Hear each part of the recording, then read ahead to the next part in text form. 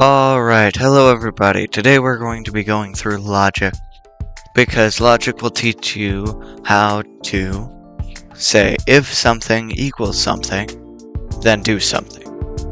So for example, let's say if your friend hit you. If my friend hit me, it would hurt. So imagine if we had a combat system where you had one character and they could punch other characters, and you wanted it so that whenever you punched another character that it did 1 damage. So if my friend hits me, then health minus equals 1.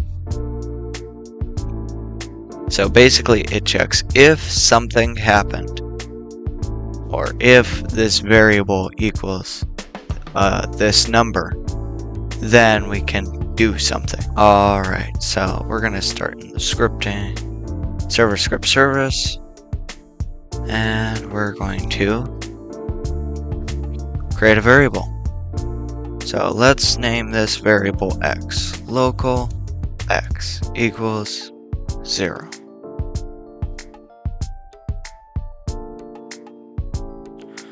And so, if x equals 0, then,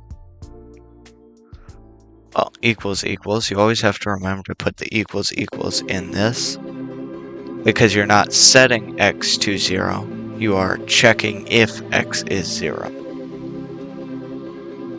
Then, we are going to make x equal to 1, and else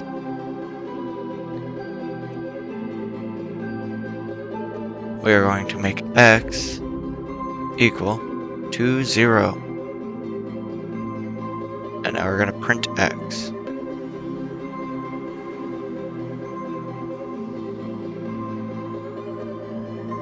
Print x. You know what? That's kind of stupid.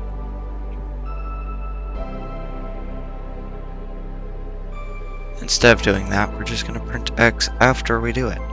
Print x. And we're going to beforehand print x.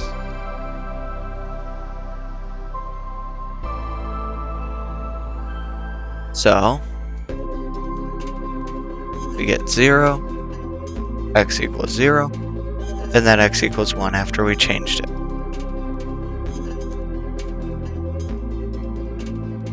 Now, let's see if we make x equal to 1 immediately. X equals 1, and since it does not equal 0, it changes it to 0. X could also be like 5, and we'd still get the same response. If it's not 1, if it's not 0, there it's going to change it to 0. If it is 0, it's going to change it to 1. The first 3 reasonable and relative common questions will be answered in the next video. Alright, so now let's practice with something, and actually move something around, or something. So you can actually see that it's doing something. So the script is empty, we're going to add a part.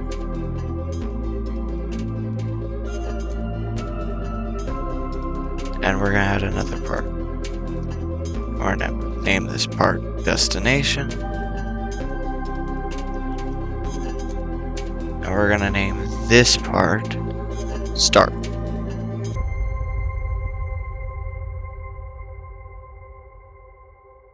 Now we're going to add another part. And so we're going to move this part to this part, and then we're going to move this part to this part.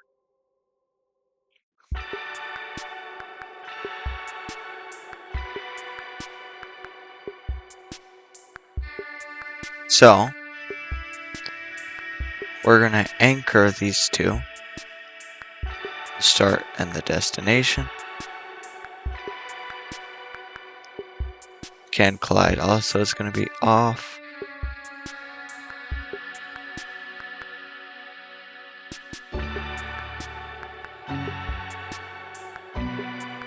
And for both of these, we're going to set the transparency to 1.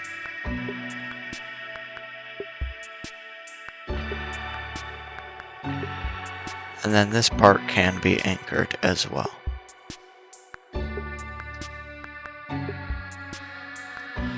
So now, actually, let's just name this position 1 and position 2.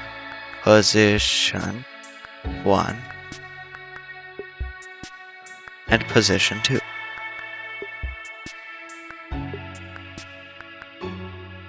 Alright, so local part equals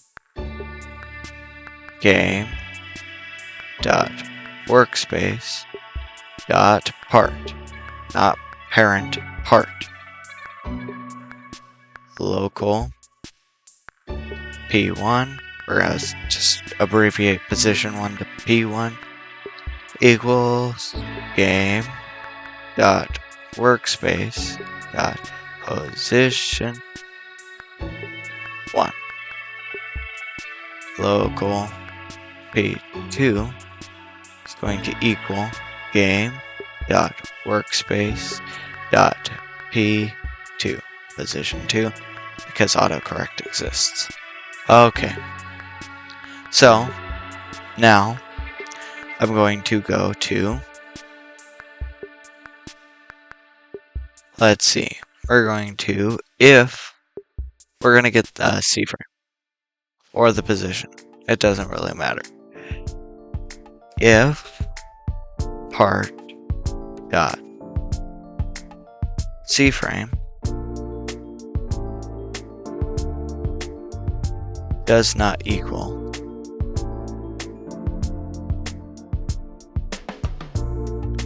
part 1 dot P1 dot C frame, then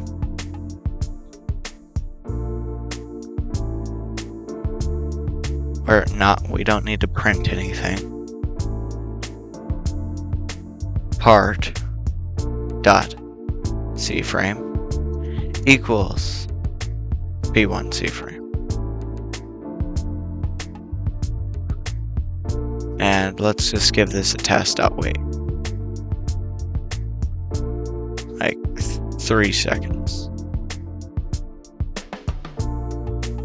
And then we're going to repeat this again. Control C, Control V, part 2 dot C frame, part 2 dot C frame. So what this should do is wait 3 seconds, and if its C frame is not equal to part 1 C frame, position 1 C frame, then it will set its C frame to the equal to position 1 C frame. And then it's going to do the same thing with position 2 as well. So we're going to test this. 1, 2, 3. 1, 2, 3. Alright, so it works absolutely fine. So you can also make this more complicated. I mean, honestly, we don't really need this at all.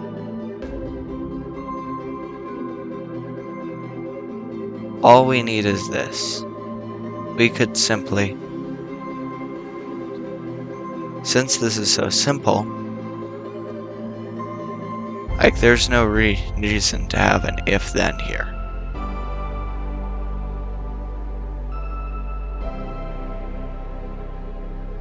And if you look, 1, 2, 3, 1, 2, 3. You see, it still works exactly the same.